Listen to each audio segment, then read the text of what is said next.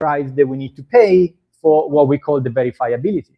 So right now, why is the data public on blockchain? Because one of the premises of blockchain is that if I don't trust you, I can just take the same inputs, run the computation, and I will arrive to the same output.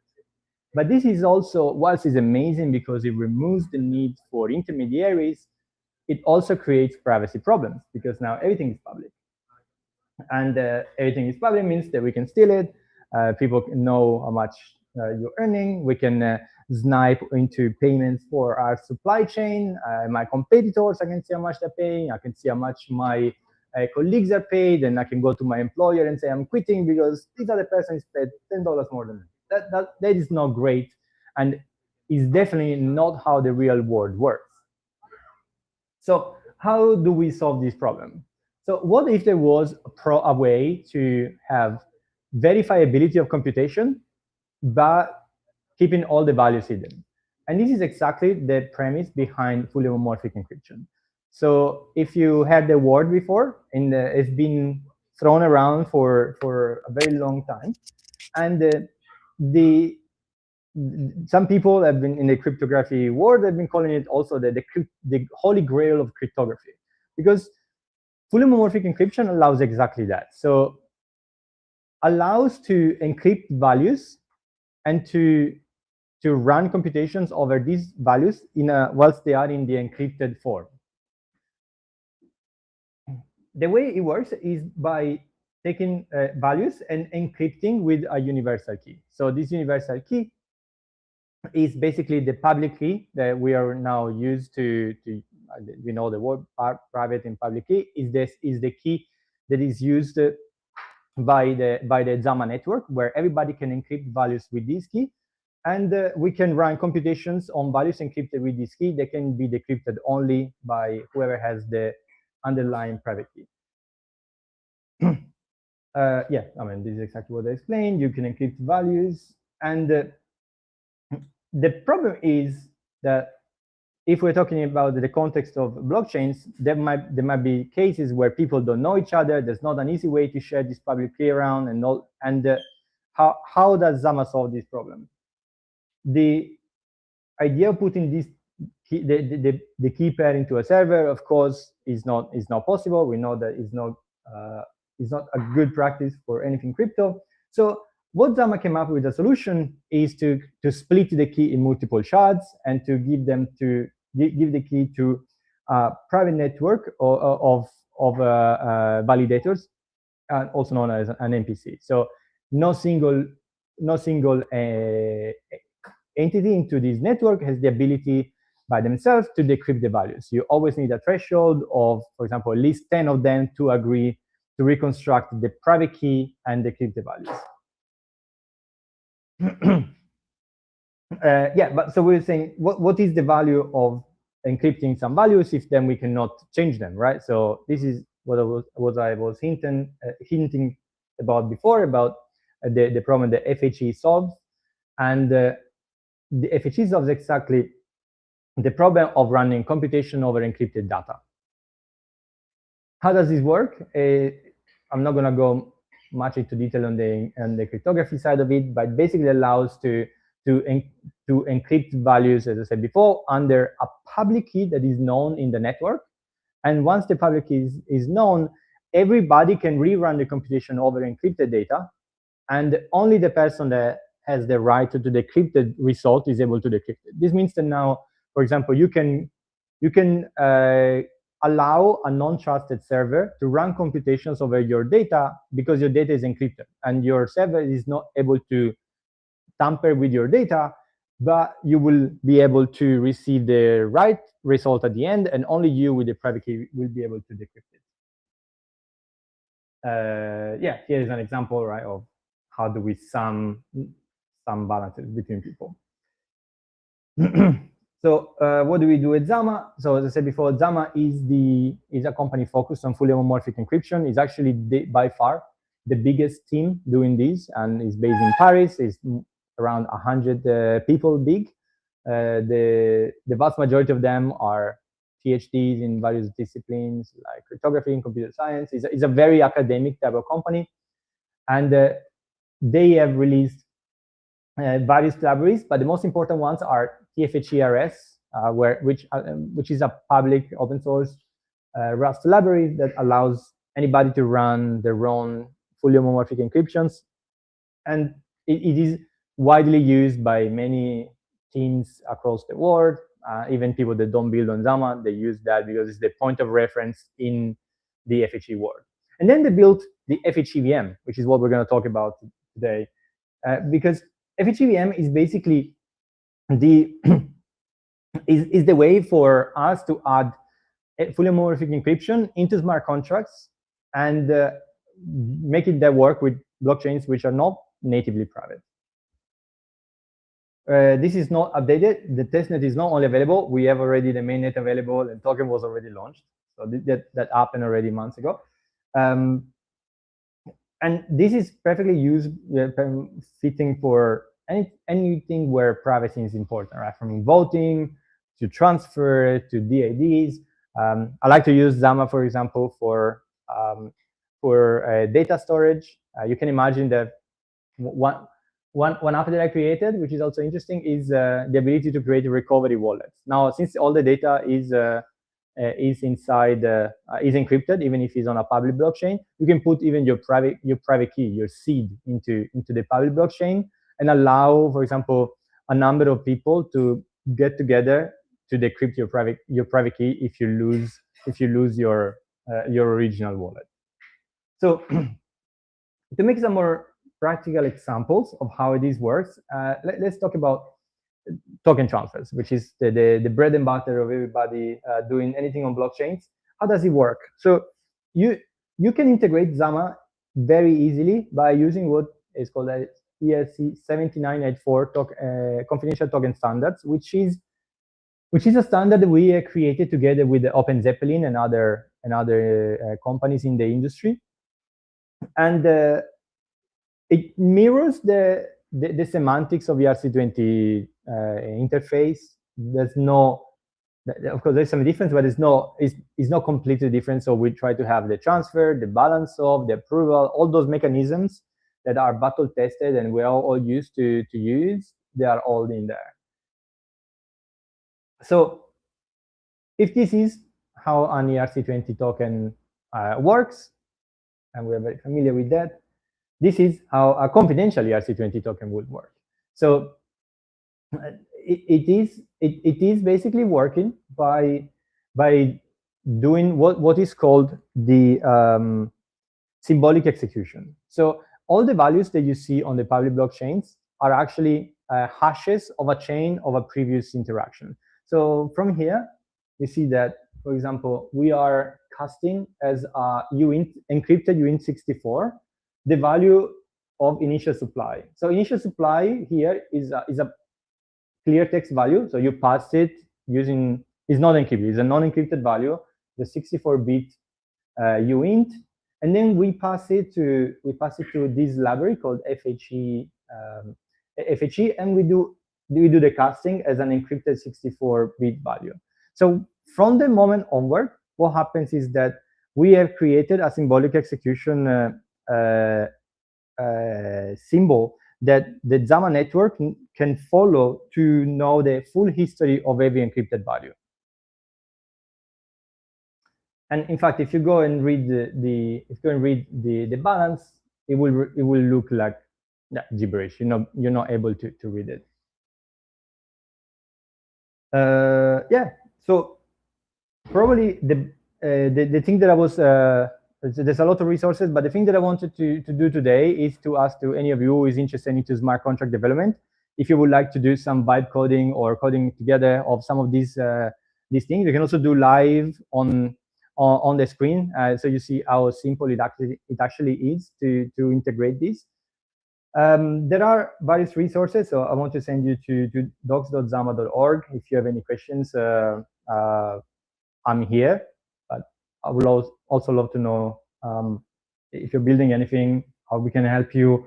There is a developer hub. We have a very strong developer community, and yeah, that's it for now. I don't know if you have other questions, and I'm looking forward to building with you.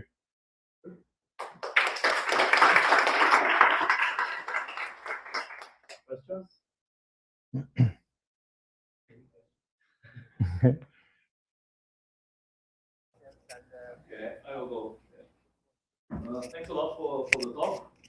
To be honest, it's the second time when I see this workshop. Or do you need? No, I can. Okay. But I will continue the challenge to the same thing that I did before.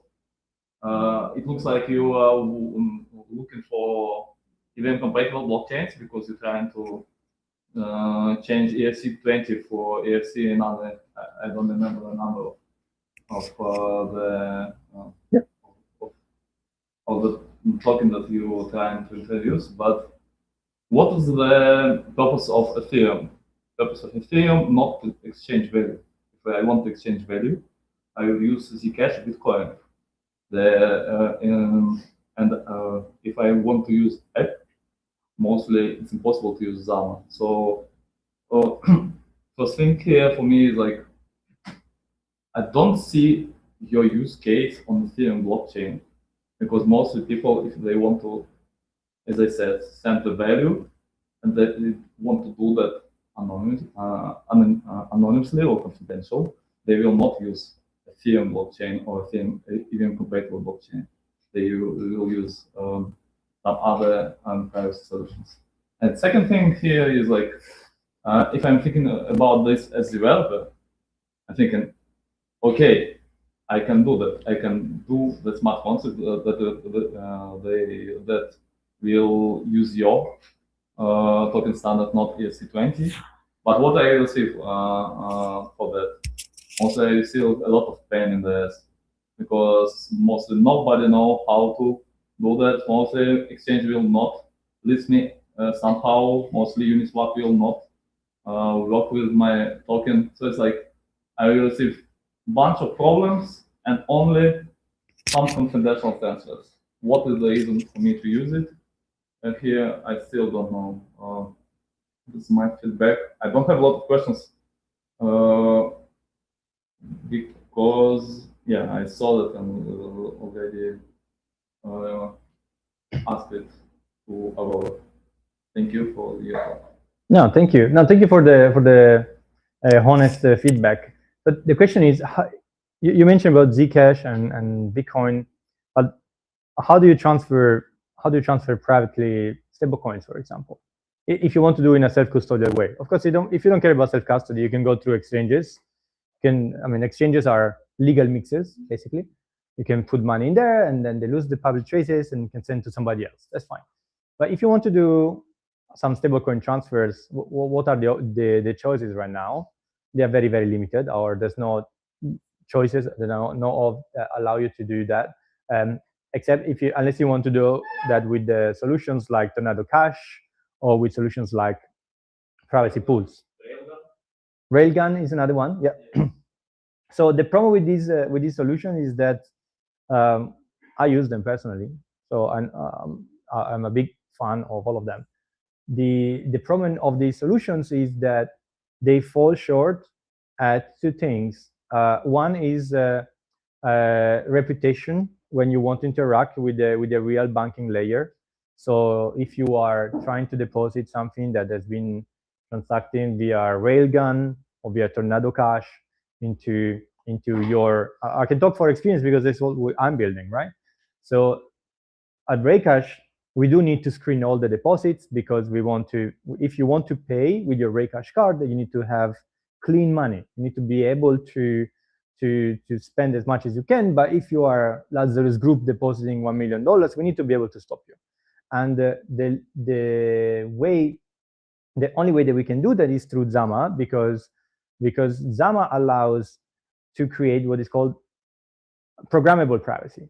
So it's not just like, for example, with Railgun or Tornado Cash, where you can create the ZK proof of innocence, and that is amazing that you can do it, but it falls short for real life use cases. You cannot go to a bank with a ZK proof of innocence. They're not gonna, they don't know what it is. It's gonna say it's not enough because there's a lot more other points of data that they use to say if you're a good account or not, right?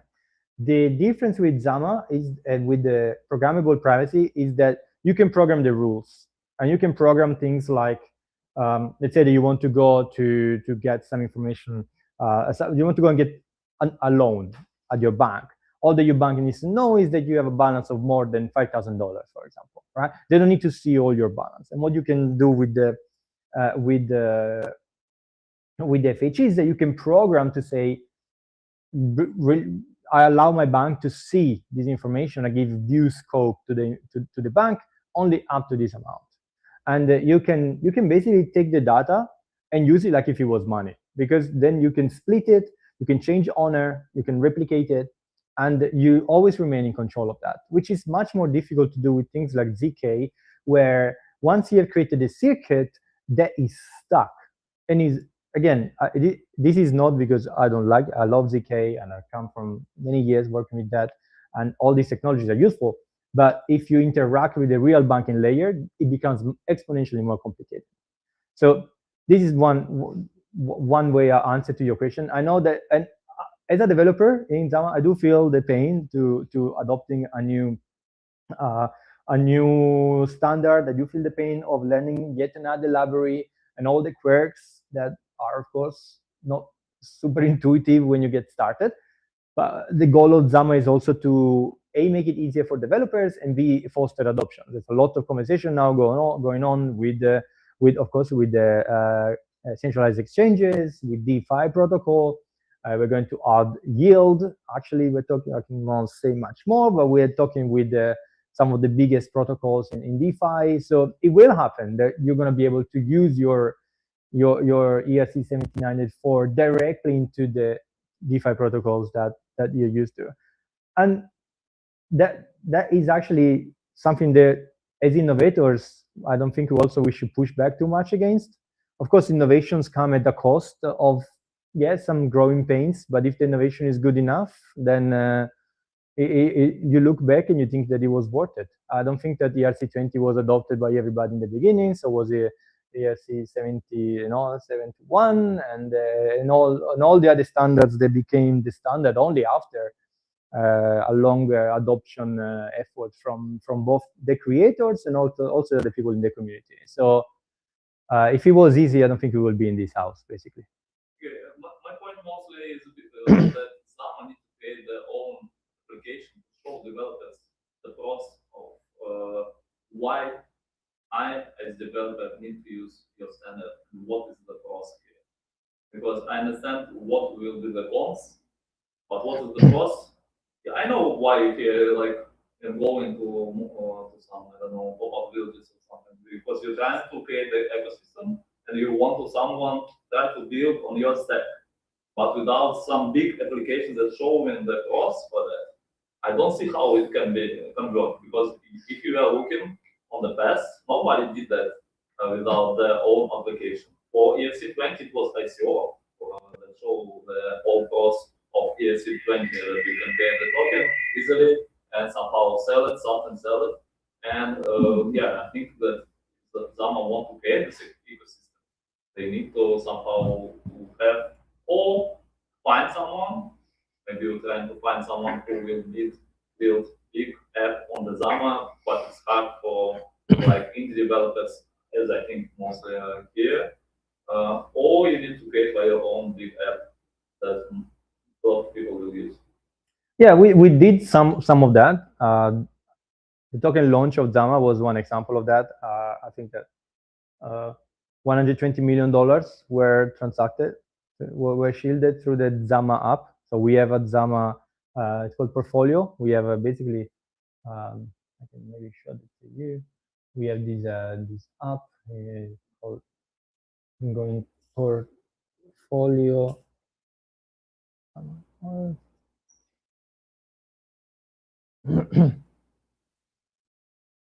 Yeah, so no, I don't have my wallet here, but this is an example app that you can use to interact with Zama and see already what it does, and allows you to shield your stable coins and to transact them, to send them privately to people, and whoever receives them can unshield them at any time as well. So there are already some Zama applications. There are other companies building on Zama, as I said. So it's a relatively new stack. We can imagine that there's not yet many applications. Raycache is one of them. Hopefully, will be a flagship example for what you can build on Zama. But the way I look at Zama is that it's not just about give developers like a use case. I don't think that the use case for ERC20 was ICOs, right? I think that the idea behind Zama is to give people a whole new design space that was not available before. So now you can basically program your private information and exchange them as if it was monetary value. I made example before of a recovery wallet. So you can, for example, create your own recovery wallet and store the private key directly on the public blockchain because it's encrypted, and then you can transfer that to you can say that you need a threshold of people to assign that encrypted seed to some new wallet so that you can recover it. You can imagine that, for example, you can use Zama to store store encrypted data that you are selling as an artist. Let's say that you're selling photos, you're selling any type of data. You might encrypt it with the Zama protocol and sell it directly on chain, because in the moment you pay, then the Zama protocol allows the buyer to decrypt the data, but not before. So where I'm going at is that it's more about not being faster, not being easier, but it's also about having a whole new design space of things that were just unthinkable before on public blockchains. And I think that that's what Zama is doing more than anything. But all your points stand. And I, as a developer, I felt many of them.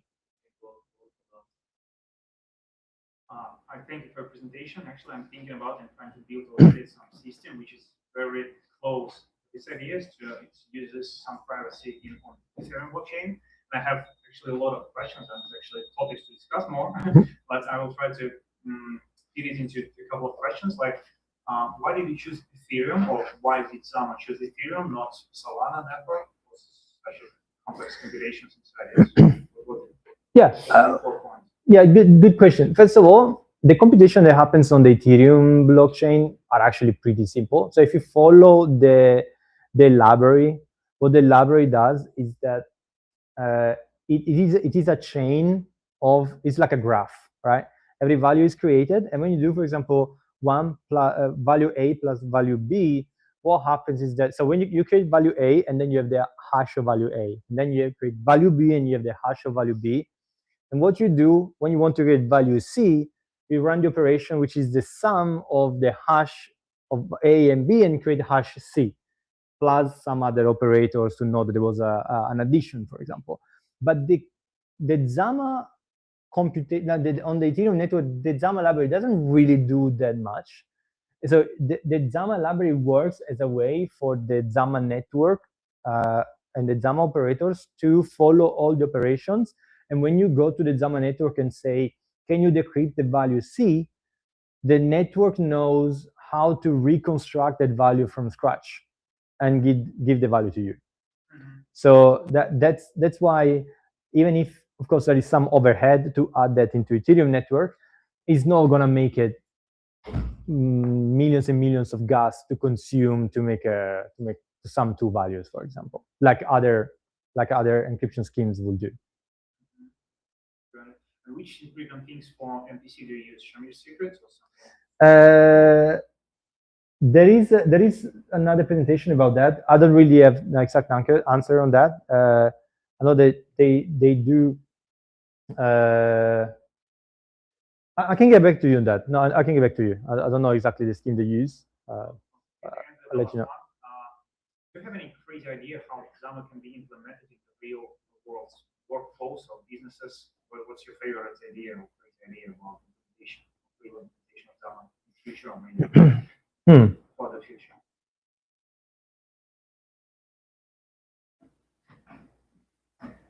Yeah.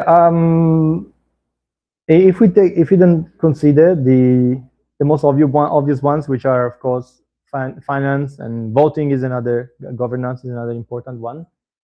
I'm very bullish about actual like arbitrary data, the idea of sharing and storing arbitrary pieces of data, whether it's a PDF or anything else.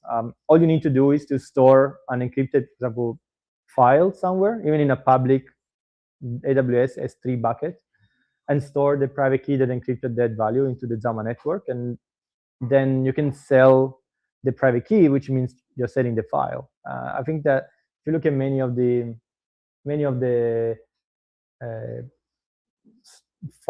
creators platforms that exist, like Gumroad and all of these platforms, I think that they are a perfect example of the advantage of using something like Zama, where you can share data like and transfer it. So that is one. Another one, I think in general, compliance. In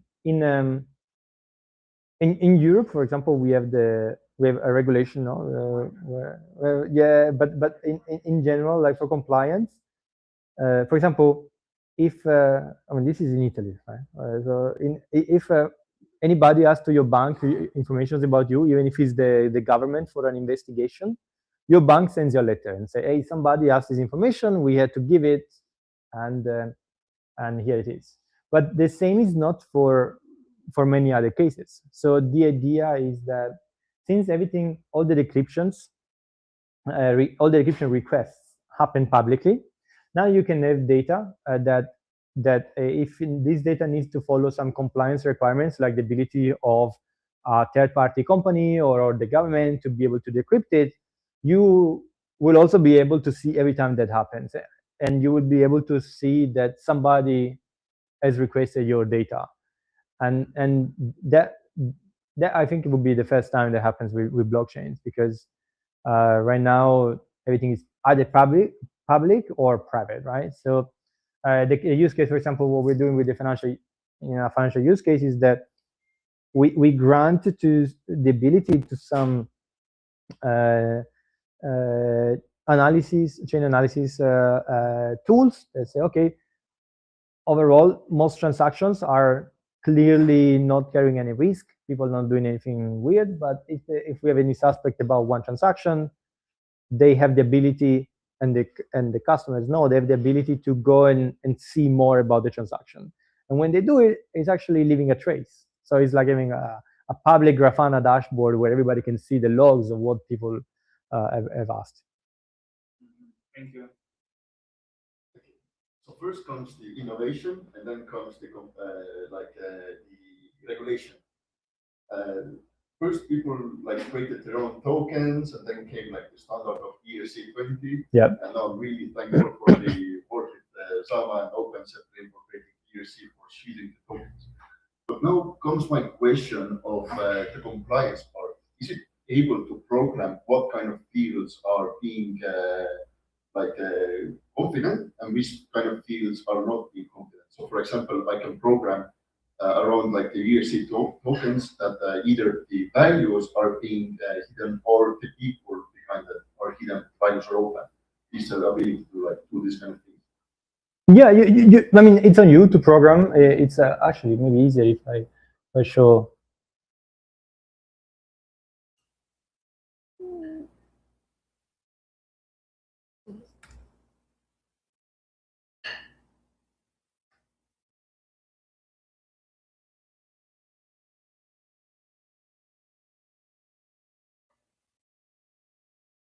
Decryption.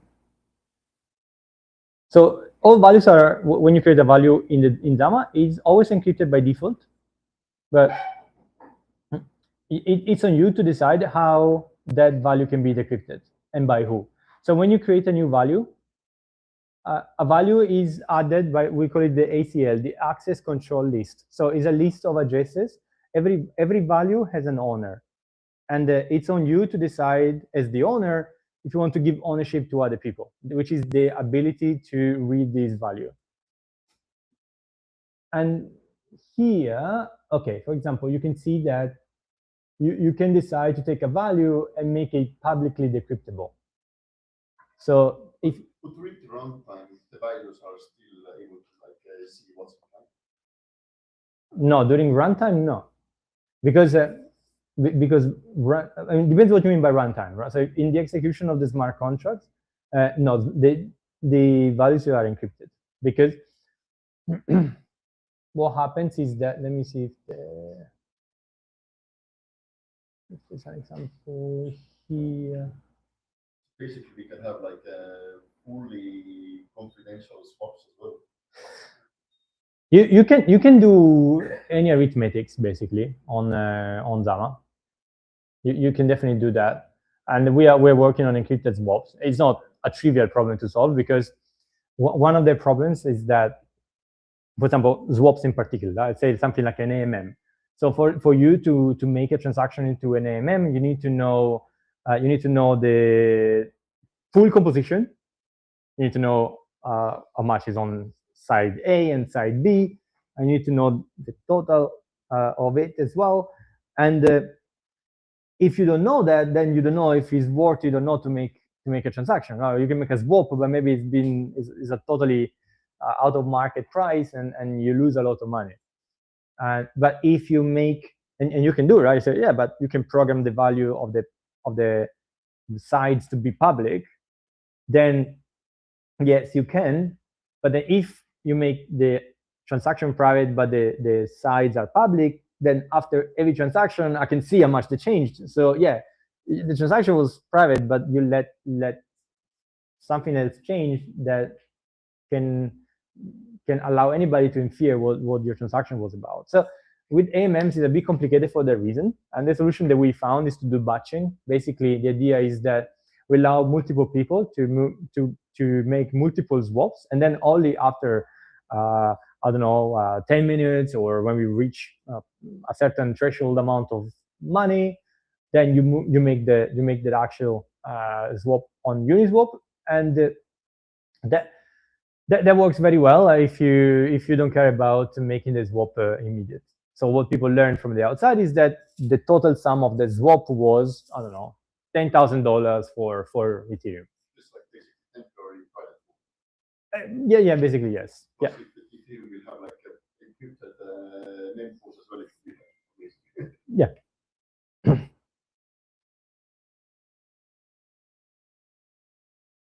Yeah. How can I imagine? So you're converting the ERC20 into another token standard. Is that what happens? Yes. And then it is another token standard, right? Yes. So not interoperable anymore with, like, you cannot swap it over a regular pool, right?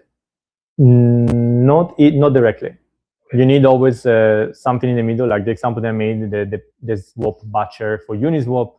You take all these encrypted swaps, requests, and not even swaps yet, to say you take 10 buyers that want to buy Ethereum, and you collect all their money, you keep their encrypted amounts, and then you make one batch. But you cannot go with your ERC-7984 directly into a ERC-20 native DeFi protocol. That said, as I said before, we're working to make that possible. This requires a private RPC. No. You can have like a vault that collects them. Yeah.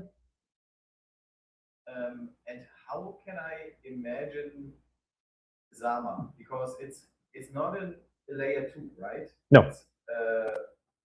What's the mental model for me here as a non-technical guy? Yeah, great question. So Zama is what you would call a coprocessor. So is basically a computer that runs an expensive computation outside of the Ethereum blockchain. So the Zama network is not actually a blockchain, although there's another side blockchain to keep track of all the events. But you interact always with the Ethereum blockchain, right?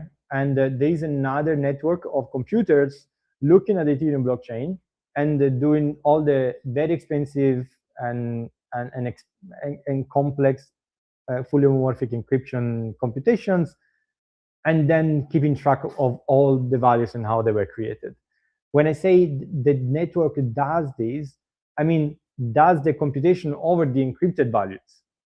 There's not a network there's not like a network that can see everything and does the computation. So what is the reason why we need a network is because running computations over encrypted values is very, very expensive.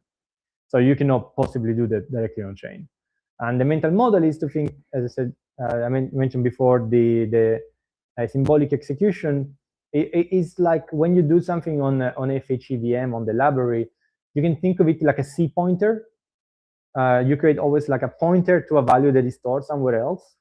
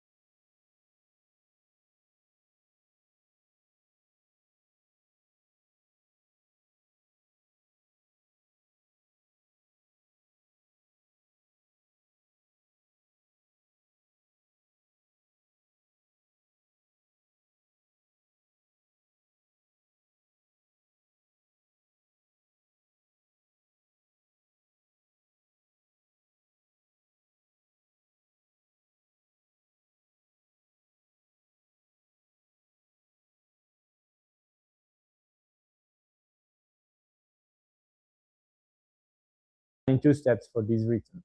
So you bring the clear text value. Here is a clear foo, which is a boolean, and you come with it's called the public decryption proof, and that means that the value will be revealed, and that is been also signed by the Zama network, because there is a checked signatures that you need to do when you decrypt. And what does the Zama network consist of?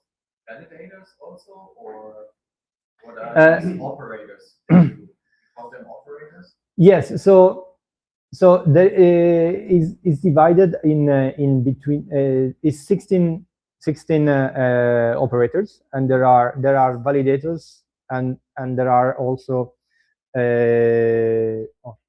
the name in English? So some operators do the computation, some operators do the decryption of the values. And this is because the computation can be run by anybody as long as you have a lot of computing power. The operators are 16 and are among the industry most known names, between Ledger, for example. We actually the list actually on the I'm not remember all on top of my head. Do you have to be an Ethereum validator at the same time? No. You don't need to. No. I can share. I don't know if it's.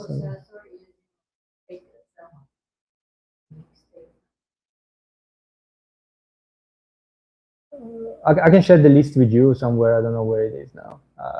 But basically, it's various names in the industry that are known. Yes.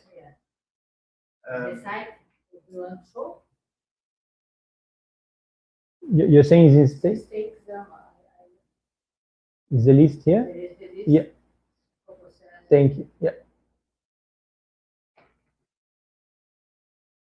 And that is its own network, right? Can the network go down, for example? So if I encrypted my ERC20 and now I want to decrypt it, oh, sorry, network is down. You know I mean, this is a decentralized network, right? So to it to be down, you need to corrupt.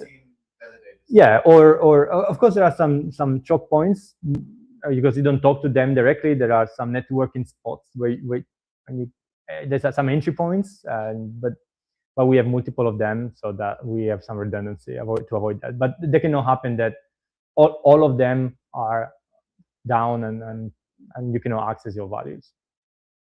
What is the motivation of the operator to get the cash as well, or? Yeah, I mean, there's commercial agreements with Zama.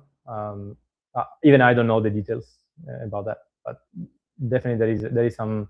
I imagine some upside for being a validator.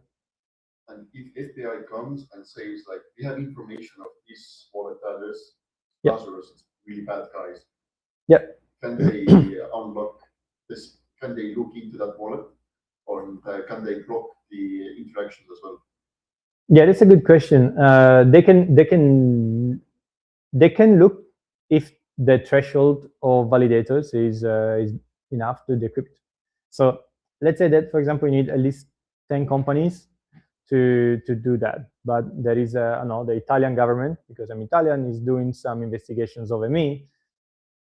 The Italian government is not able to convince 10 companies to decrypt their values and to do that, right? So like anything, if there is always the real life layer where police can come, FBI can come and say, yeah, I need you to do that, but then they need to do that to all the existing companies.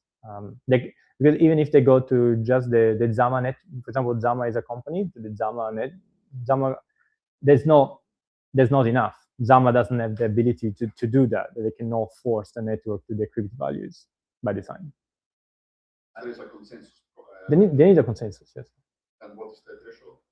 I think it's 12 out of 16 or 10 out of 16.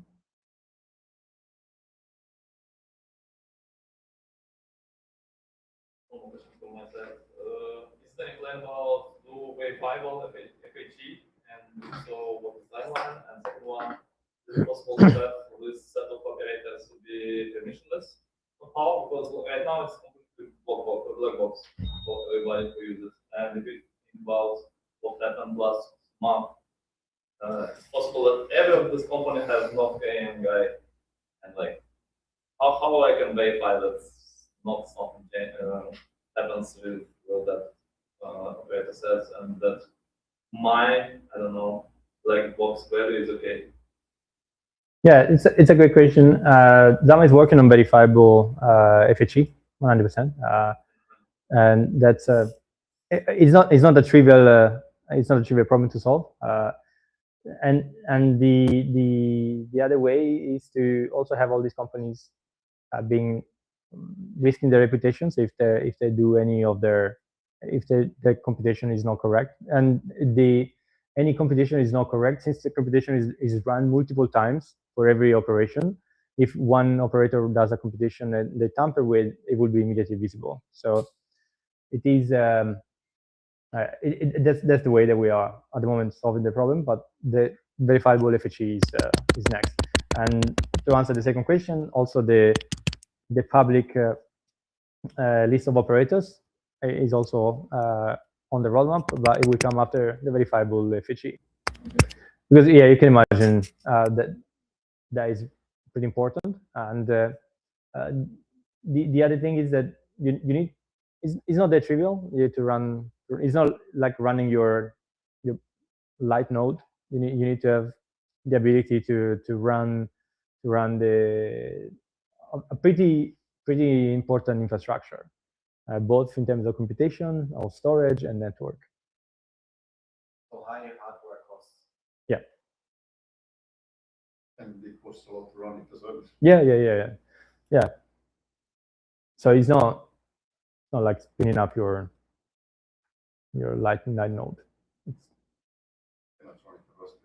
No.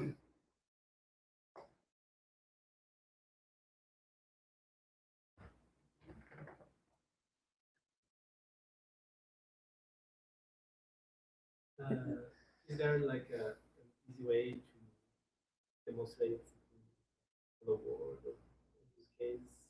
The way to Yeah, we can do that. Yeah, we can vibe code easily Zama app, and I can show you how easy that is. I don't know if you're all interested to see it, or if you want to. I know the developers in the room. I mean, it would take around, I don't know, half an hour to do that. If you want to run some example, I can show you how to do it with like, yeah. All right, happy to do it.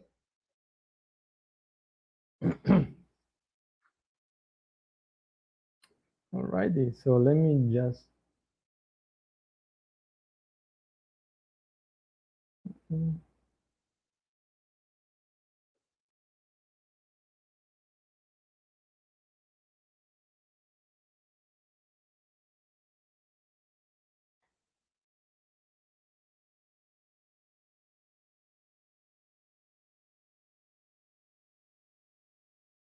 Actually, let me do it this way.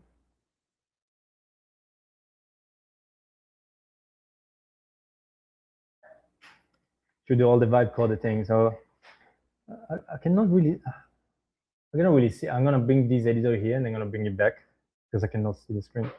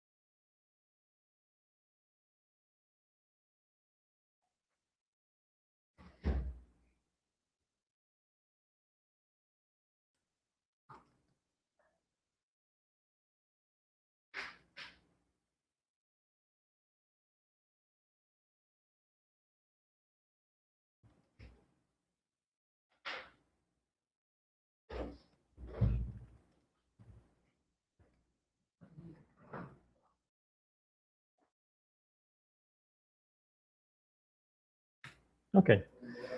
Let's see how this. Can I sit here maybe? Yeah. It's long enough. I can put this on the floor maybe. Look. You vibe coding already? Yeah. You will know it. No, but now I sit here, so I can put this on the big screen because before I was working. What are you building? I said build a very demo app. Read the docs.zama.org, create a mock ERC20 token, wrap it using Zama protocol, and use VM because I prefer VM. I will send you a mnemonic with some Sepolia ether for you to use. And I don't know how this will go. Yeah. We'll see. It's the fun of vibe coding. I'm very interested in a voting app actually. Yeah, we can also try that. You forgot that make no mistakes. Yeah, people will die. Okay, yeah, if there's a mistake, that's why.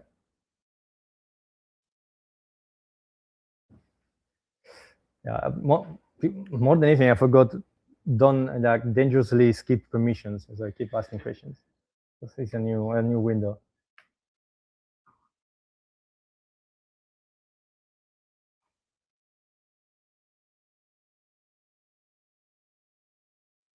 Yeah, but if you're lucky, it's going to create basically a very simple two simple smart contracts. One which is the one we will the vanilla ERC20 token, the other one which is the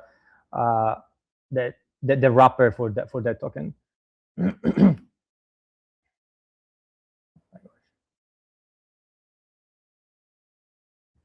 Let's see, maybe I can already see what is happening here. This wrapper works like traditional wrapper, so you send ERC20 to that wrapper. Yeah. And all the private, all the shielded. Yeah. It's running somewhere. Yeah.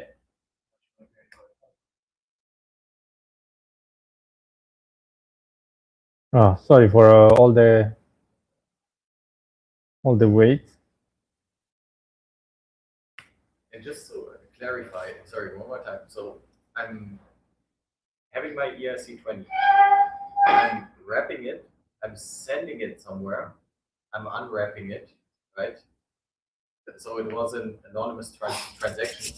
What would appear on the Ethereum blockchain? Yeah, you will just see a smart contract interaction. Okay. You see a smart contract interaction, okay. but you not be able to see the. Basically, like if you swap over Uniswap, then it's also a smart contract. Yeah. Okay. Gotcha. But no values of the ERC20 token. No, that will not be visible. Internal and inputs and outputs. Yeah. Unshielded. Yeah. You see money coming in the wrapper globally and money coming out of the wrapper globally. But how the money moves within the holders? Yeah. Yeah. Yeah, of course. Yeah.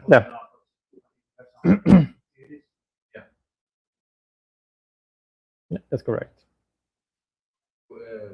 Can I ask a question, or do you have to focus here? No. I was just opening the. How do you view Aztec? Or what's your opinion on Aztec, the layer 2? I mean, they are using something different, and I think that there's value of keeping all the money into Ethereum mainnet instead of splitting it onto various L2s. But I mean, if they do something, and I think that in the privacy industry, that the more we are, the better it is, because it also helps to normalize the concept of privacy. So I wish them all the best. Yeah, okay. What kind of voting smart contracts are there already with Zama? Because I was thinking like it would be pretty awesome to make like smart contract with voting, and after like some block, it's almost like open setup, it's a governance smart contract. But after like some block time, once it's like confirmed, you can make all the voting like available, like make it available for everyone. Good question. So I'm not sure if Zama created any voting one, but what we can see, open Zeppelin. So OpenZeppelin created a whole confidential contracts library. It's just a mirror of the ones we have, but they only do tokens for now. Yeah, they only do tokens. They don't do governance.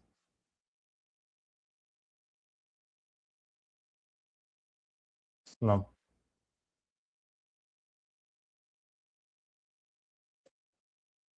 And you will come. and you could theoretically have a physical passport, right? Link that to an NFT, like any authority could issue an NFT. Give that NFT one vote, and then you could vote in the Zama network. Mm-hmm. You can reuse the metadata, so how people vote, but not each individual vote. That would be possible, right? Yes. Even without NFT, you can use something like, for example, DK Passport or self.xyz that allows you to create ZK secrets that verify, for example, if you are Brazilian or if you are Italian, and you can say, okay, I want these people to, only the Italians to vote in these votes, or you can use something like semaphore as well. But the thing you say is split into two things, right? Seeing who you are and then your vote. So seeing who you are, there's a lot of very good solutions. And once we know who you are, then your vote can be secret through the Zama network. Yeah, but you can still say, for example, 18 to 25-year-olds voted this way, and 25-year-olds to 40-year-olds voted this way. Would that be possible? That's an interesting question. It would be possible if you do probably ranges. Like, for example, you need to know that beforehand. So you want to know in a vote how much people are voting. So what you do is that you can create buckets of votes, right? So is it the global one? So when you cast your vote is added to the global one, but your vote is also added to your bucket to where you belong. So you can do it in that way. That would be possible.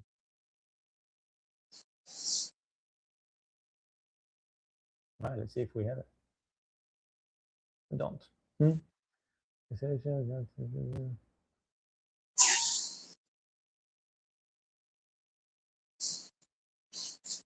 Why is this not appearing?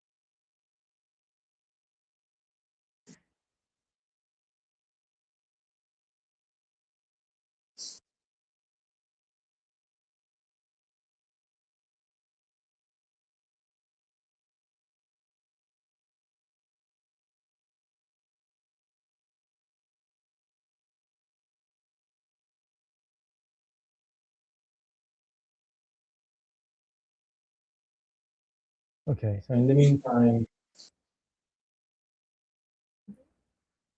we're buying all my default tokens.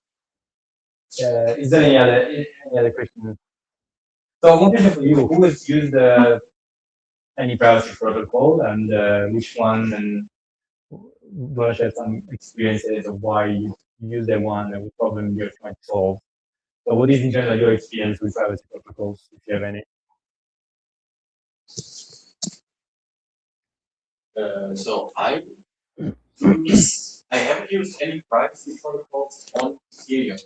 I want to conduct my stuff on Ethereum. I'm mostly using Sexes, so centralized exchange. Yeah. And I have some Monero as well, which is separate. Right? I would use it definitely if it was more accessible. You know, it's yeah. I would say it's still the hurdle of entry for me is still too high to mess with any privacy stuff. Yeah, and that's what I was talking about before for our difficult it is for these protocols to have compliance, because Monero is great, but it's very hard to go to Visa network and say I'm depositing some Monero to pay you what the users are spending. That's a flaw. I think though that's getting into ideology here, but I think that's a flaw of the traditional world, not because you in my opinion, you need to have concrete suspicion that money is dirty money. Otherwise, you should have just give the benefit of the doubt, not like, oh no. Yeah, no. So you are totally right. I mean, that's definitely the way it should work. Unfortunately, we know that corporate decisions are made not in the best interest of the people, but are made in the best interest of the executive teams, and all they always avoid risk because the decisions are made in the way that they can always protect their ass, basically. To say, we follow all the regulations. We went even the extra mile, and so if there's something going bad, you cannot blame us. That's why you never see, or very rarely you see, companies doing things that are a bit out of the ordinary. And until we depend on those TradFi networks, we do need to try to play a bit according to the rules. We try to bend them when we can, but for example, in my experience, right, it's been many people have been saying, yeah, but why are you building another card? Why people don't just use peer-to-peer payments? And I'm thinking, like, peer-to-peer payments are great, but nobody uses them. The shop doesn't want to know how to use a wallet. The shop doesn't want to know how to deal with their crypto. And even if you propose it to them, there's no way that they can become the normal way for doing things. Even just the ability of, think about how sticky it is, even just the gesture for us to take out a card from our wallet and pay for things. Those things are fully automated, and that's why whenever I hear things like, yeah, stable coins are going to crush Visa and MasterCard and all that, I think, like, there's no way that ever that's gonna happen, because the value of these corporations is not in the money that they move, but in the network they created. And also, you have to consider Visa and MasterCard have built-in fraud protections. Yeah. So if you are paying the merchant and the merchant doesn't provide the service to you, you can go to Visa and MasterCard and say, "Give me my money back. He didn't bring the service." You know. Yeah. That's not possible with stablecoin payments. I guess you could build it by a smart contract. But then you get into governance. Why? It's going to settle it. Yeah. Exactly. So that what you said is very important, and I mean, it is also a bit of the moat that they created, and I don't think that I don't really like that the fraud protection, to be honest, because it's not that I don't like the fraud protection per se, but I think it creates a lot of limitations because in real life with cash there's no fraud protection, and also with bank transfer there's no fraud protections. So yeah, it creates a bit of problems for any other innovation you want to bring. Yeah, that's true. Actually, regarding the fraud protection from Visa and MasterCard, it's like a delay is fraud. Yeah. You do not protect actually the person who pays the card and asks chargeback, but they just charge merchant to receive that money for some services, and actually sometimes they deliver services, but they want to ask for chargeback, but it's a problem of that merchant. You go to sue that guy to find someone to explain somebody that they are not fraud. Yeah. That's just one way thing. It's just a promotional thing. Fair enough. Marketers. Yep. Yeah.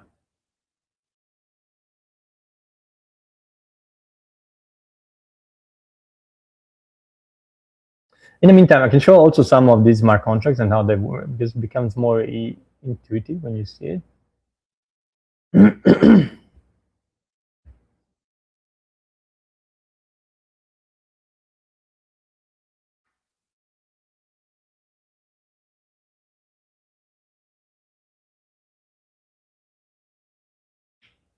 Have you set up the LLMs.txt? Maybe you can feed it in and it would be easier. Yeah, it's the problem is not on the LLM side. It's on the mostly on what I asked, because I have to create also Next.js app and all that. So the LLM knows. Actually, I have personally a lot of skills in my global skills that know well about Zama. But it was going back and forth with the Next.js as well.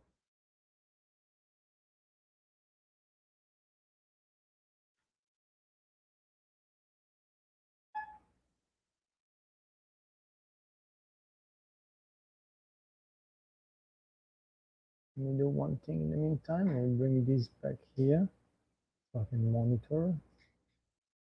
And this, yeah. So we can look at the wrapper. So we can go into you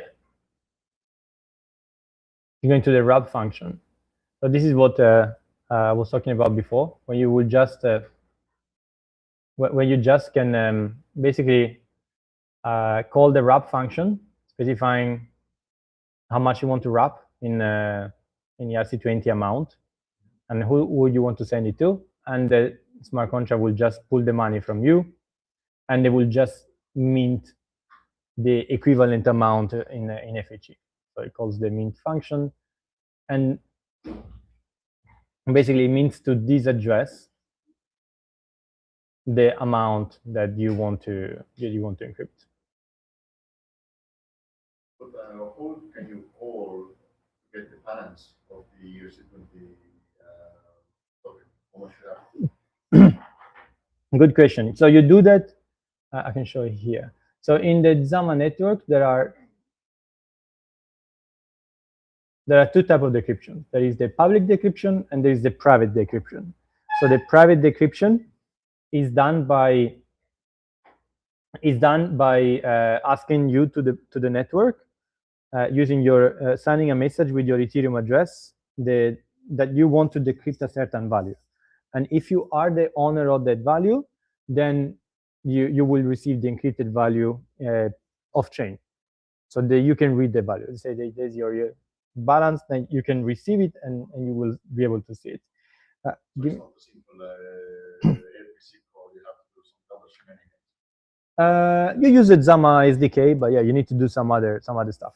And the way that this works is that you provide, so you sign a message, and in the message you also, together with the message, you provide a new, so before asking for the private decryption, you generate a new key pair, and then you send to the network the new public key that you created. And what the network does is that instead of decrypting the value, they first re-encrypt your value under your public key, and then they decrypt the value. So you receive this clear text value. Yes, but the client-side decryption will not be safe if, for example, if it was just a normal decryption, right? So what you do is that you also pass a new public key, an ephemeral public key, so that the network encrypts under your new public key first. And when you receive the value, you receive a value which is encrypted under your new private key, public key, and you can decrypt it with your public key that you created. So you always guarantee that nobody except you can see that value, even people in the network.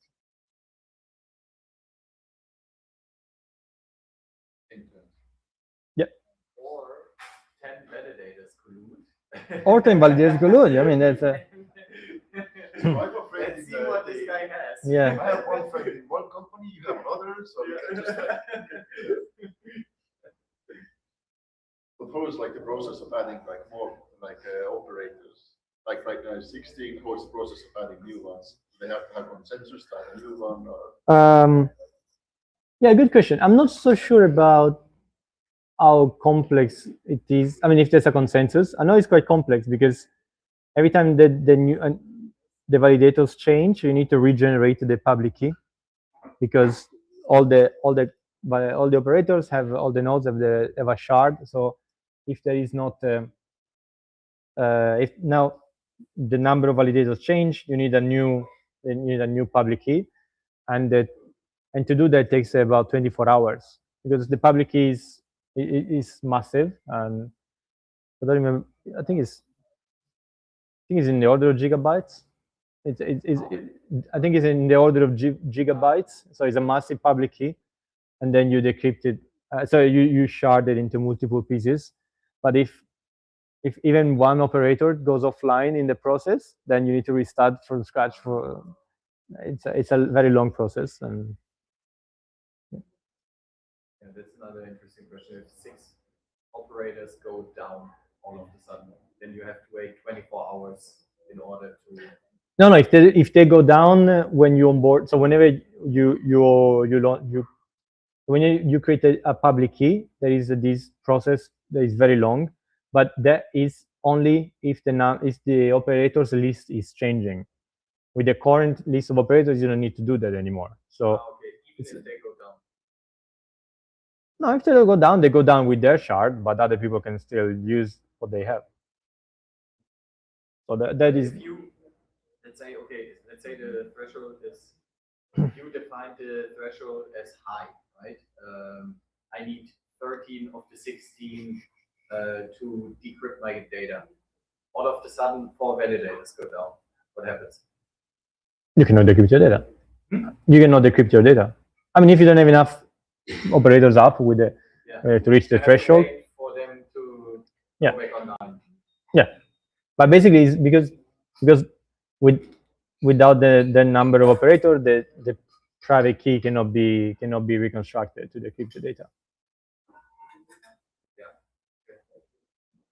And this key pair is under which algorithm? I need to check that. Okay.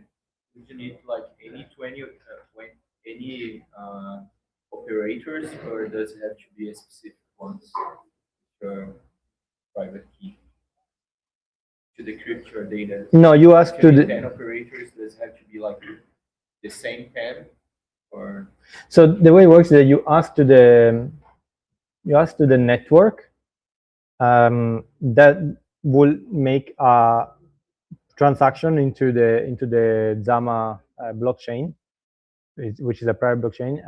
And when that happens, all the operators can see that there was a decryption request, and they can put the result. So you never communicate directly with the operator. You communicate with the Zama network, and then when enough operators have put the values on the blockchain, is also when the Zama network replies to you with the response. That's why we saw before that there is the signatures. Those signatures are the signatures of all the operators that they put the values on the blockchain, on the Zama blockchain. Question would be, how much research has been done for the quantum resistance? Interestingly, FHE, I mean, Zama uses a FHE scheme, which is TFHE, and it is believed to be quantum secure. I mean, yeah. So there is no angle of what other things that quantum computers are good at that can attack this encryption scheme. Did you build Ray Cache on Zama? Yes.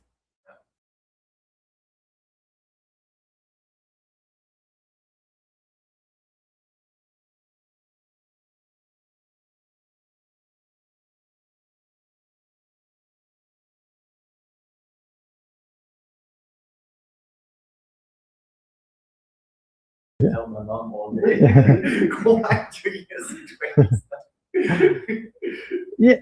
So your question is how to tell your mom to hide? I didn't understand. Probably like what's the user experience like using the like, because like right now when I'm like trying to use the privacy protocols, I have like there's the tornado cache, there's the fluid key. Fluid is pretty like user friendly. Yeah. Then there's the many more privacy protocols. So I'm just wondering, like right now, even if I have like ERC 20 tokens, I have to tell users to like go and like reach them over basically like that. And it's not that user friendly. I mean, it's not user friendly when you want to wrap things, but you can just send your user pre-wrapped tokens as well, right? So once you have already wrapped tokens, they can just use them in send transactions like without passing it to the wrapper. It's more like waiting until the ecosystem is mature enough to start using. Yes, exactly. The idea is that hopefully we're not going to need to wrap things, and people are going to be paid directly in confidential tokens. That would be ideal. Has there already been like cases of like compliance coming to and saying like, yo, we need to like decrypt this data, and how has this process been so far?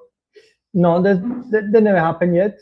But I will not be surprised if that happens soon. Do you track your user numbers or something like that? It's all public, so yeah. Okay, so here, I mean, I don't know if Claude is gonna be able to do it in one shot. So one thing that I've done here is that I want to show you, to answer your question, what is the experience to interact with the Zama protocol. And here we have some Zama mock ERC20, or we can also do the ESDC, for example. I can just mint some ERC20 tokens. And we still have the same stuff of like approving and then. Exactly. But now we refresh. I should see my. Yeah. So now I have 1,000 ESDC mock and 1,000 Zama. What's the use case of the token, by the way? Of what? Or the Zama token? Zama token. To pay for encryption and decryption. So right now it is subsidized by the Zama company, but eventually will come at a cost. Yeah. Is it expensive to encrypt and decrypt? No, we're talking cents or less than a cent. So it's very small, but you can imagine this done at scale becomes. Yeah. So now I can, for example, shield some of my tokens. So if I want to shield 100, I need to approve first. And the Zama that you're paying is going to the operators. No, this is just an ERC20 example. Yeah, but it's going to operators, and yeah, it's going to be part of the network. Yes. You haven't done it 770 through that. Seven. Patch calling. You haven't done it. Like the patch calling and onto the application. What is that? Sorry. Like approving and wrapping at one call, basically. In that no, I didn't build this, so I think that the idea is to show something that works with most. Is most a toy app that Zama uses to demo it. It's just to show the most common use case. The most common use case will require an approval. But okay, so now we can shield. Also, you asked me about what it looks like on an Explorer. Yeah. Yes, please. Oh, no, Yeah, but I can imagine it. It's smart contract. I can show you the previous ones, like for example. Oh no, the previous was approved. Sorry. Yeah. So this is the one that we care about. Let's give it a couple of seconds, and yeah, you will be able to see what it looks like.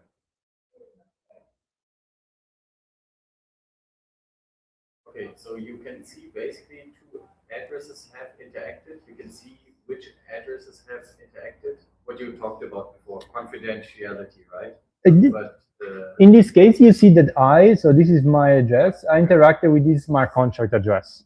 That's the smart contract. Yeah. Can you do one like a send call as well, so we can see like how it looks like? Yeah, definitely. Right now, I think it's the wrap. Yeah. It's just taking, yes, okay, done. So let's look at the logs. So you see here that I just sent to the smart contract address 100 of this ERC20 token. This smart contract is also verified, so we can also check the code in a second. If we go into more details, yeah. A bit more. Yeah, logs. Yeah. I'm gonna go. I want to decode the byte data first. This one, right? So we can see. No, we cannot decode input data. Yeah. So we call the smart contract, passing the address and the amount that we wanted to shield. If now we go in the logs, you will see the transfer, the ERC20, and then you will see these are all happening from the Zama library. So these are all events. That is what they said before. So they all also have a result. the hash that I was telling you before, the byte 32, and every FHE value is the result of a previous operation. So that's why they all look like hashes, because they carry basically all the history of how they were created, and operators can chain these hashes and go up to the original value. Provable aspect is really awesome. So these are all the, there was an addition, there is branching, if this then else, allowed. This is allowed. If, for example, this is what I was telling you before about the ACL. So every value has an owner. So every time we created these handles, these hashes, they have an owner. And this allowed operations here, this log, it says that this owner is now allowed to decrypt a certain value.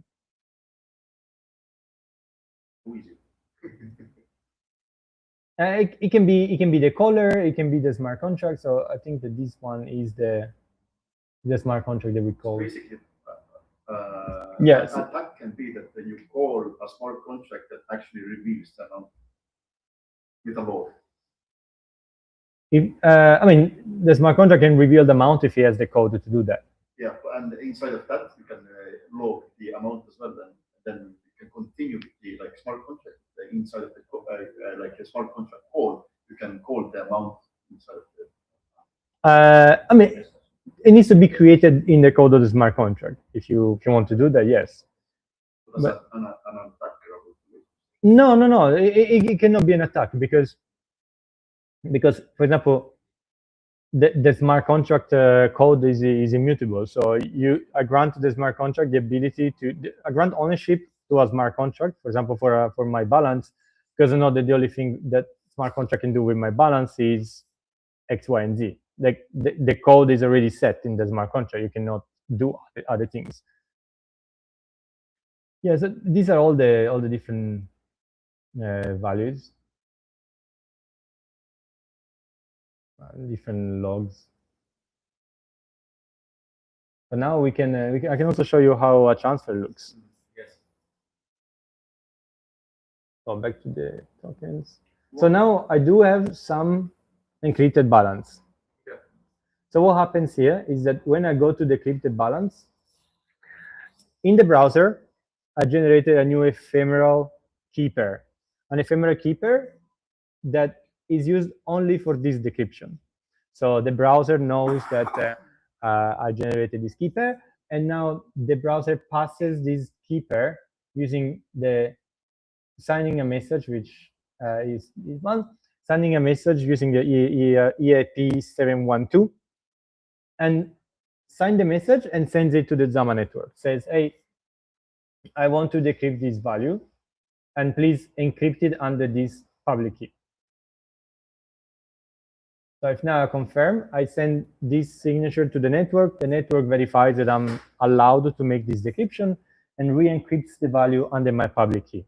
The browser receives the value encrypted under my public key and uses my private key to decrypt that value and show that to me. I mean, this all happens, of course, without the user knowing. It's all seamless, but this is how this works. And if I want to send can I take the same key and use it multiple times? So, for example, if I have like the network, like I can monitor it. For example, I have like the bad actor in the computer. It captures like the message that you signed, and I can re-sign it again. It's not like one time. Yeah, you can. I think you can resign. We can reuse a key. I don't think there's a limitation there.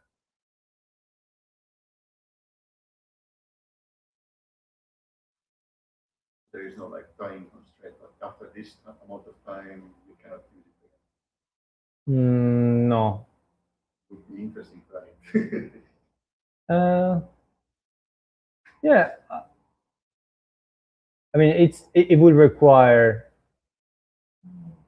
a lot of storage as well to store all this data, but it's like the record regular signature, like if you do it like signing with Ethereum, you can see as well, like after this amount of time, like if you're trying to use like the same signed message again, you can say like, yeah, no, we don't accept it anymore. Oh, but okay, maybe I misunderstood your question. So you're asking me if we can reuse the same signature, not the same public. Ah, okay. So I thought your question was if we can reuse the same ephemeral public key more than once.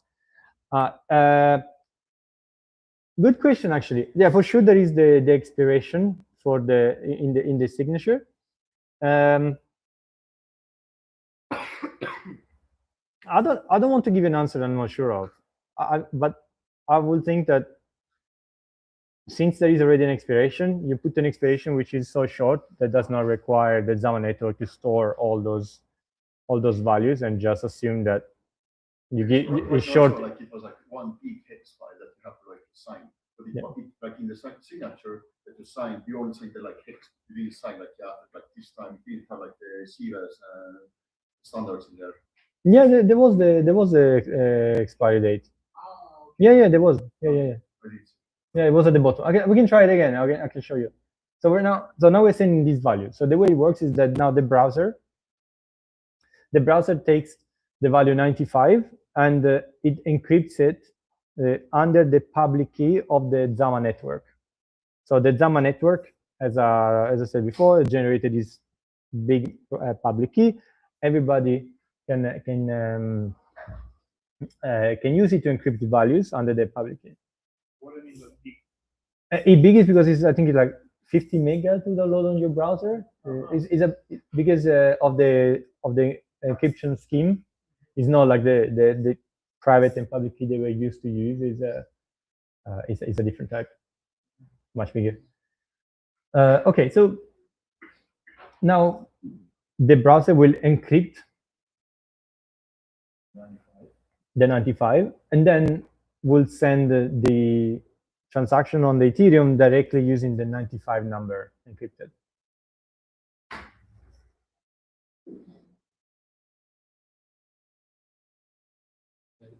If you have any appointment or something, feel free to.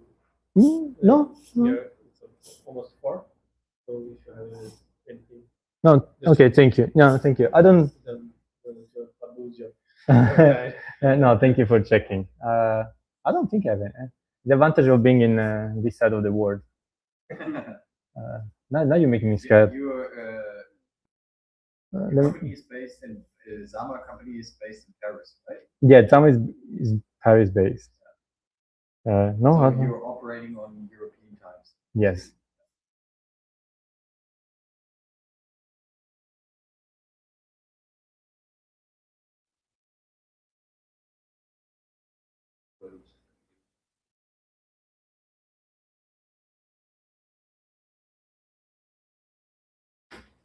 Yeah, so this is what the encrypted 95 looks like when you send to the Zama network. So when you send to the blockchain, sorry. So it's basically a hash, and you also had an input proof. This is a ZK proof that we use in the Zama network to prove that you encrypted that values correctly, and also that you actually knew that value that you encrypted. If you want to see, yeah, the 2 is here. Okay. The 2 is my second address. Is this one. So if now going to tokens, I can I decrypt this balance again. Now I can show you the expiry date.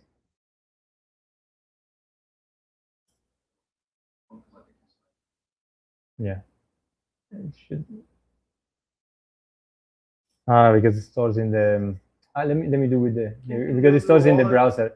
Let me connect now from my other account where I sent the amount.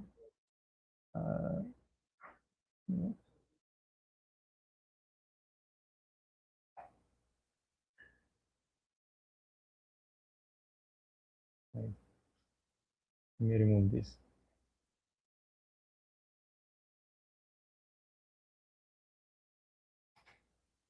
Yeah, this is me. Yes, I love your turns. Yeah. So if now I decrypt this value, there's a public key, but it's also a timestamp and a duration. It was hidden. Yeah. Then it's,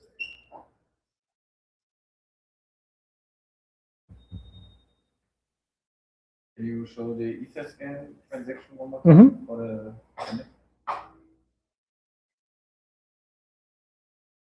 One was this one. it says value 0 ETH. Okay, interesting. Well, that is because I didn't send any ETH. It was not a payable transaction. Yeah. I only used the gas. yeah, if you use like the ERC20, you actually like work like a contract with a smart contract, not without payable. If you're using like payable, then you use like. But usually, if you would send a regular ERC20, you would see that in the transaction. Yeah. The Yes. amount of Yeah. ERC20. I was just checking if I see it somewhere here, but I can't see it. So then there are no any token transfer fees. Can't see any. No, I mean Etherscan is going to is now supports also confidential tokens in the sense that it will say a confidential token transfer happened, and you can decrypt it if you are the person who is allowed to decrypt it. So directly within Etherscan. Okay. Can you show the wrap tokens contract like read and write? So we can see like what kind of like options there are like for the ERC 7984. So the best way is probably to look at that in the Open Zeppelin again.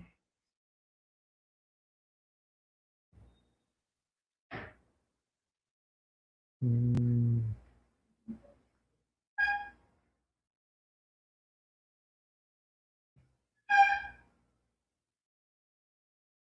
the docs, where are the?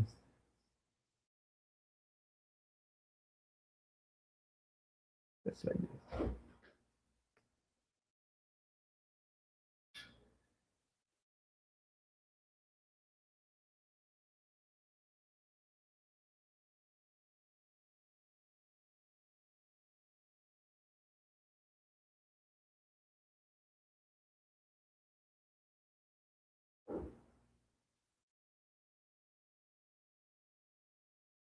You want to see the old contract or only the wrapping part? Wrapping part. So this is what we did before with the wrap. Yeah.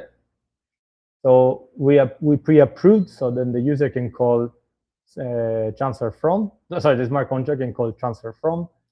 Pull the tokens from the user, and then now the balance is held by the wrapper, but the wrapper mints to the user some encrypted amount of tokens. Great question. So the thing is that since the as I said, computation on FHE is a very expensive, to be more effective, we use EUINT 64 instead of 256. And rate is just a way to reduce to remove the decimals of the ERC20 tokens. The majority of use cases are perfectly fine with these. With 64-bit, you can have an ERC20 token, a stablecoin with four digits, and still hold the trillions of dollars of value. So 64 bits is more than enough for many use cases. Unless the token has 56 decimal points. Yeah, I mean, as you're doing like Shiba Inu, where no, yeah. But yeah, that's what that is for. And we basically mint the amount to the person. The unwrap looks exactly the same and the opposite. There's like other courses, doesn't it? Like only the wrap and the unwrap. There are. What's fine? Yeah. So the unwrap is done in 2 steps. because first you need to call that you need to use a smart contract to allow a public decryption of your balance. So you have here your balance is encrypted, and you want to unwrap a part of it. What you need to do is that you call unwrap, and then this unwrap internal function, which is maybe down here. Let's see. Will make your balance, or at least the amount that you want to decrypt, publicly decryptable. So this is a necessary step so that the network knows that if anybody asks for that value, they can give it to anybody. So then the next step is that you go through the Zama network, and you get the publicly decryptable value, and then the block is finalized. yeah, there will be some latency. Yes. But why I need to decrypt the amount I want to unwrap? So how do we know how much to mint to you how much to give you back to you in ERC20? So if you want to unwrap, it means that you want to take some of the ERC20 that are in the pot in there. Right. And how do we know how much to give to you? So we need a publicly decryptable value. No, I But think he's asking, why do you need to decrypt in the first place in order to send it to exchanges and cash out, basically? Why I can't send some amount encrypted? Oh, The you, amount I want to Oh, no, unwrap encrypted. oh no, you can. Oh. No. There will be encrypted to a confidential to confidential transfer. You can. This is what we did before. So I can show you here. But isn't it the same to unwrap it? No, because then you are. So when you unwrap, you are moving the underlying asset. Let's say the underlying asset is some tether. So if I want to when I send to you a confidential wrapped tether, what I'm sending you is actually the IOU of the pool, okay? And then means that your internal balance in the pool is growing, but the tether never moved. So if you want to, exactly. So if you want to move the actual tether, we need a public decryption because we need to know how much tether to move. Do you monitor the risk score of your contract?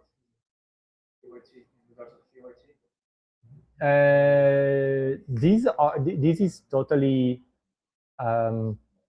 unchecked, and it's totally permissionless, so anybody can use it. That said, anybody can build their own KYT infrastructure. For example, we did it for Raycash, and Zama is also doing that for some of the Zama official wrappers. So anybody can create a wrapper, but there are some wrappers that are doing all these checks, for example. Wait a second, there's ERC20 wrapper and there's a freeze, so it's basically like allowing the ERC20 freeze. So there's still a context. Yeah, there's an extension. Let's say that you are Circle, and you want to now issue your confidential USDC. Circle and all these companies have all their freeze and forceful transfer, etc. They will just use this extension.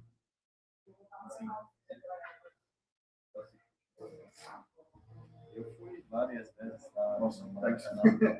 I'm not gonna bother you with questions. No, I can talk about this all day long, man. Any other questions? No, thank you so much, man. For me, it's good out, man. Just one more. Is there a limit on encrypted operations I can make? Because what I was reading before is that any operation with homomorphic encryption adds a noise to the result. And this noise is growing with every operation to the time you can uncrypt it. It's just for some specific algorithm, or no, it's a good question. So the solution that Zama found is actually removing that noise and making the probability of having a a noise that is so big that it cannot be decrypted, it's basically so minuscule that it's almost zero. But yeah, that is part of that is common with the FHE encryption schemes.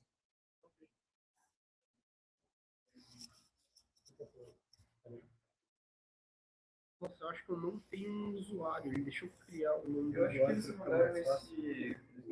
So I think the vibe coding experiment is finished.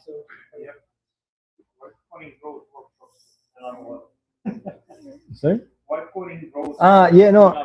In a sense, I unless you guys want to see anything, I will stop here. Yeah. Oh, How long are you here for?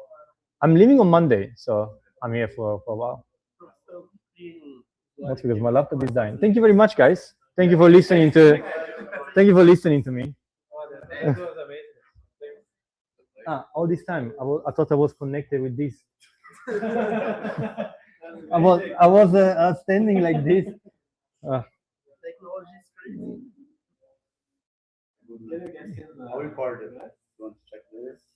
Thank you. Yeah, the first part will be great to have. Nice. And for all the people that endured, listening to me all this time, we got some Zama. Oh.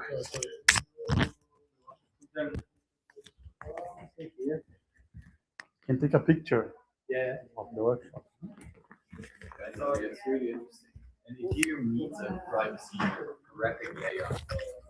And that's the thing, it's like private protocol. It's not like layer 2 or anything.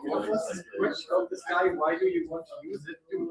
There's a whole economy on Ethereum. If I want to make a private transaction, I'm not going out of stablecoins on a sex into Zcash, send my Zcash everywhere, and then go back all the way back.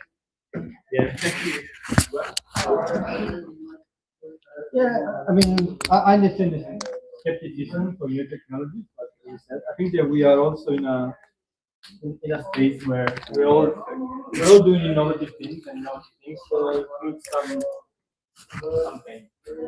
Yeah, but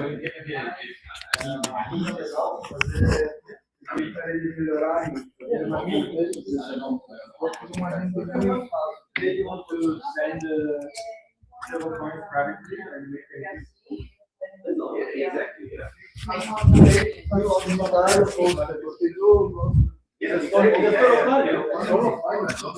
No, it's also not amazing as so value because the value of the currency. Come for the picture. Underlies, You don't have much. economics. So if you just can send the currency, For the match. you know, Just get it. Let's get it. Yeah. Let's see. This is really fun, yeah. One of my best friends, his name is Zama. Really? No, so this one is not for me, it's for my friend. It's really good. Let's take a picture. Let's take a picture. Run. Run. Let's have.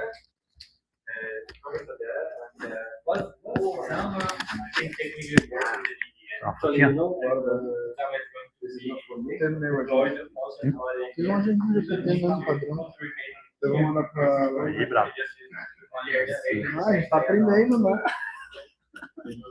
Tem que aprender, né? Porra, a gente Tem tá como. vivendo pros crânios. É, caramba, mas é isso. Às vezes é só fazer uma coisinha que é usar a ferramenta hoje em dia. Primeiro contato. Ah, mulher, isso aí, incentivar todo mundo a fazer post, sem pensar muito. Até meu bagulho é tudo isso, vocês chamam gente, vocês mandam um post pra galera, que nem aquele lá que tem no Bota ali, já traz stories. tira uma foto e faço assim o primeiro teste, tá ligado? Eu mandei essa foto, isso aqui já tá no agente que sabe que é o IP. Daí privacidade, estrutura, daí tem várias opções, mas eu não gostei muito do formato que foi entregue. Eu vou melhorar ainda, mas o primeiro teste, bom. Depois você vai ajustando a linguagem, né, o seu estilo de comunicação. Não, mas eu digo que pra galera também quiser ajustar e querendo algum dar um desafio pra eles, mano, a gente só bota o contexto aqui, ó. E é pra melhorar o contexto aqui, mano. Nada mais é que eu peguei e fiz 2 markdown, que é 2 blocos de eu peguei lá dentro do Ipê Village, dentro do site de vocês que tá aqui. Peguei isso, peguei o site também que estava aberto, agora eu fechei, que estava aberto. Criei 2 bagulho, dei descrição, bagulho básico mesmo, mas já facilita pra gente criar conteúdo, mano.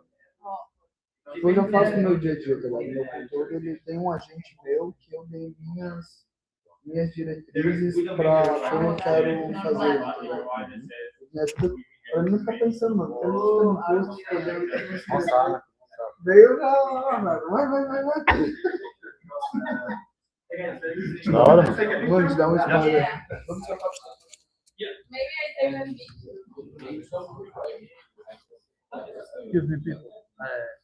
Aqui, ó, foto aí da Zama. É os últimos bonecos ali. Corre. I can take the picture. Because I'm paying for that photo. The only woman. You can put here if you want some. Tiger. Really? Yeah, it's good?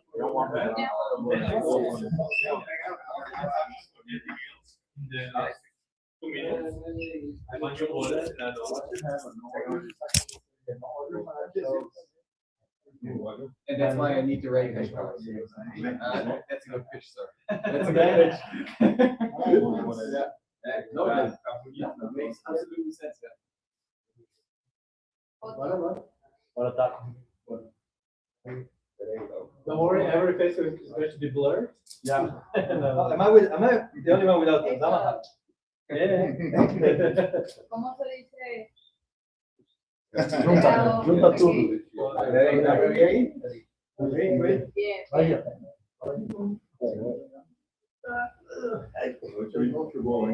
Yeah. Football team. One, Yeah. 3. A different one. Man.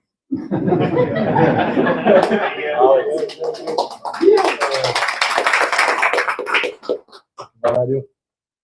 So what's the time? I think around here. I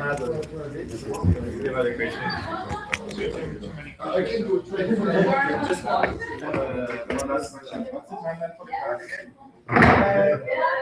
End of May. Yeah, we're hoping to get there.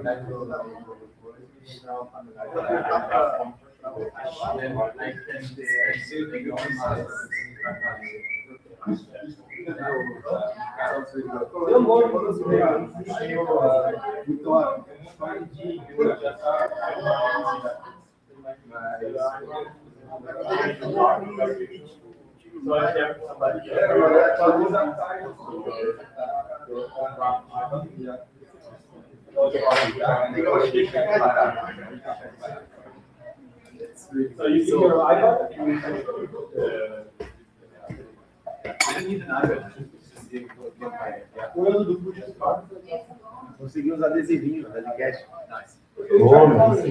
Esses correios? Hã? De correio? É, Não, tinha lá design e desenrolou na hora. E aí eu falei, aí tem outros.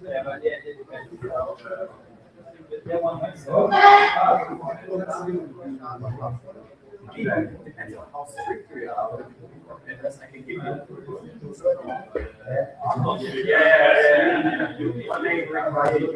You can give your kindergarten teacher or your child with the trophy.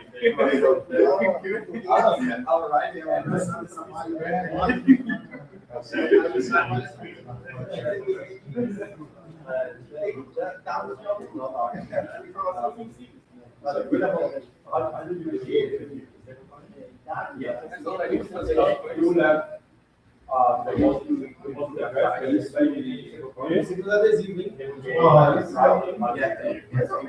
No one sees my videos.